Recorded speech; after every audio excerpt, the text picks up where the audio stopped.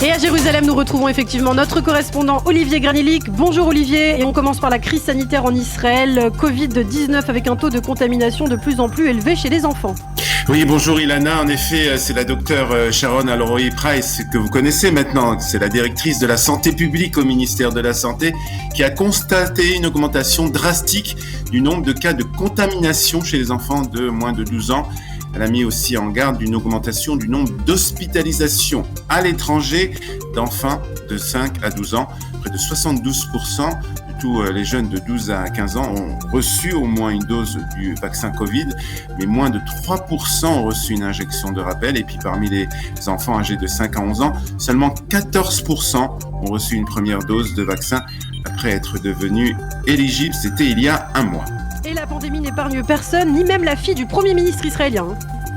Oui, au même moment où Sharon Alroey-Price parlait justement de ce taux de contamination chez les enfants, le Premier ministre israélien recevait un message que sa petite fille avait été testée positive au Covid-19. Il a donc écourté le Conseil des ministres pour entrer en quarantaine après avoir effectué un test et être sorti négatif. Naftali Bennett a décidé tout de même de rester pour le moment en quarantaine.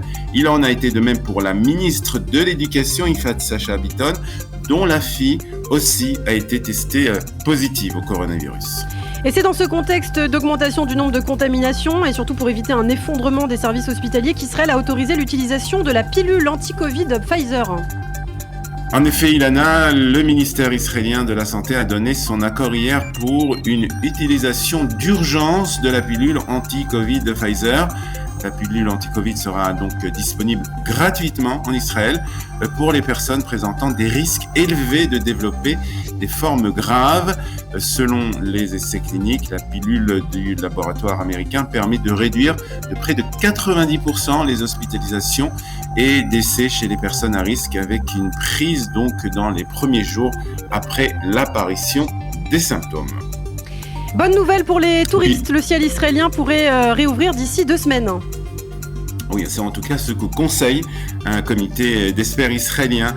En effet, selon eux, le variant Omicron est déjà en Israël et qu'une infectation généralisée due à ce variant est attendue au-delà des cas importés de l'étranger. Et donc, la fermeture de l'espace aérien israélien n'a plus de raison d'être. Nous nous approchons rapidement du point où cette politique ne sera plus bénéfique en raison d'une augmentation rapide de la propagation locale du variant Omicron. Des préparatifs doivent être donc menés pour qu'elle soit abolie. Parler bien entendu donc de la fermeture de l'espace aérien israélien. Ce sont des déclarations des responsables du ministère de la Santé. Dans le reste de l'actualité, le gouvernement a approuvé un plan d'1 milliard de shekels pour le développement du plateau du Golan. Et c'est justement sur ce plateau du Golan que s'est tenue hier la réunion du Conseil des ministres du gouvernement. Les ministres ont donc approuvé un plan de développement d'1 milliard de shekels visant à encourager la croissance démographique de cette zone stratégique. Le Premier ministre Naftali Bennett a annoncé ici que l'objectif ultime était d'atteindre 100 000 habitants dans les années à venir. Et puis rapidement, justice, réclusion à perpétuité pour un homme qui avait tué sa femme en 2019. En effet, en octobre 2019, Eliran Maloul avait poignardé à mort Michal Sela, 32 ans, devant leur jeune fille à Motza, dans la banlieue de Jérusalem. Il a été donc reconnu coupable de ce meurtre en octobre et condamné hier à la prison à vie.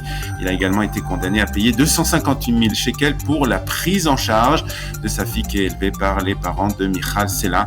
Pour la première fois, Maloul a présenté ses excuses aux parents de Sela pour le meurtre de leur fille dans une déclaration écrite à l'avance et lue à haute voix au tribunal. « Je serais heureux si je pouvais remonter le temps et empêcher cette horrible tragédie, mais malheureusement, je ne le peux pas », a-t-il déclaré.